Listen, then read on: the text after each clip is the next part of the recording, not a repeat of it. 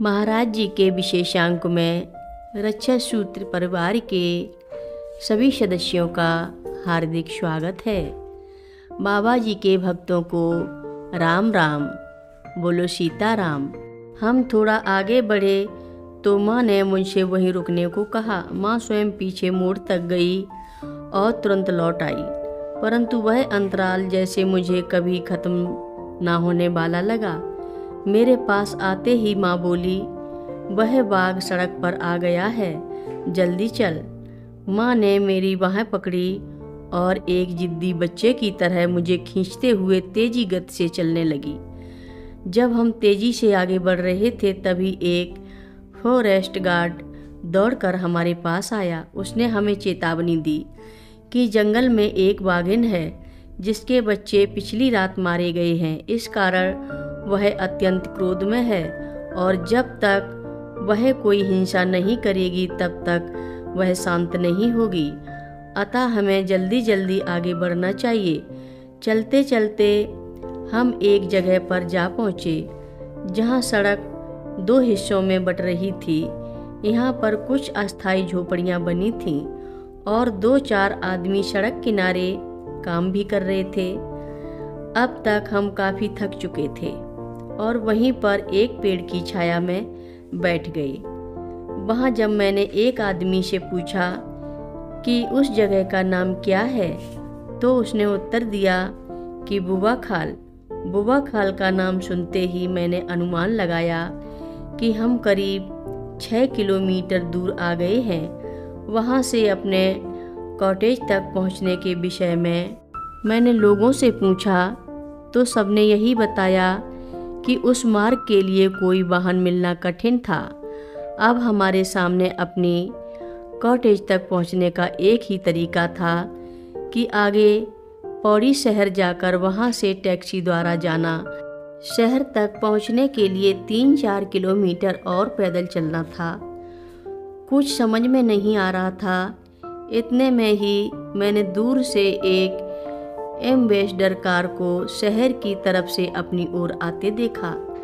मैंने बीच सड़क में खड़े होकर कार को रोकने का इशारा किया तो कार रुक गई। मैंने कुछ बोलने से पहले ही कार के चालक से सिर हिलाते हुए संकेत किया कि वह आगे नहीं पीछे जा रहे हैं।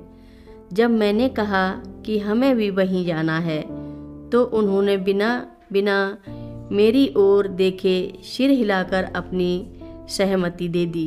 माँ और मैं कार की पिछली सीट पर बैठ गई। कार में बैठने के बाद जब मैंने चैन की सांस ली, कार में बैठते ही ना मालूम क्यों मेरे मन में ख्याल आया कि जो ड्राइवर है उसका सिर पीछे से बिल्कुल महाराज जी जैसा है। मैंने उनसे हमें हनुमान जी के मंदिर के पास उतारने को कहा तो वह बोले, इन्हें तो हम जानते हैं, इनका जन्म अल्मोड़ा का है। और तब तक ऊपर मंदिर तक जाकर गाड़ी रुक गई। माँ ने मुझे नीचे जाकर ड्राइवर के लिए कुछ रुपए लाने को कहा। नीचे जाते हुए मैंने मुड़कर पीछे की ओर देखा तो माँ ड्राइवर से बात कर रही थी।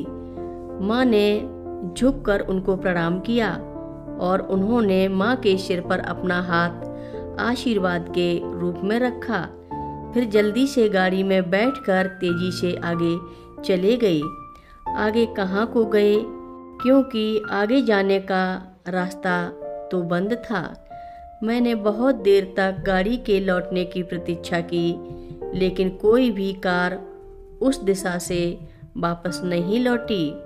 तब माँ ने मुझे एक चौपाई सुनाई जो बाबा जी सदैव सभी भक्तों को सुनाया करते थे। पवन तनय बल पवन समाना, बुद्धि विवेक विज्ञान निदाना। बाबा जी सिद्धि माता को अपने दर्शन और आशीर्वाद देकर चले गए। हर रोज़ महाराज जी की कथाएं सुनने के लिए सभी भक्तों का धन्यवाद। महाराज जी सभी भक्तों पर अपनी विशेष कृपा बनाए रखें। हर रोज़ महाराज जी की कथाएं सुनने के लिए रक्षा सूत्र चैनल को सब्सक्राइब करें, शेयर करें और लाइक करें। घंटी बजाना ना भूलें।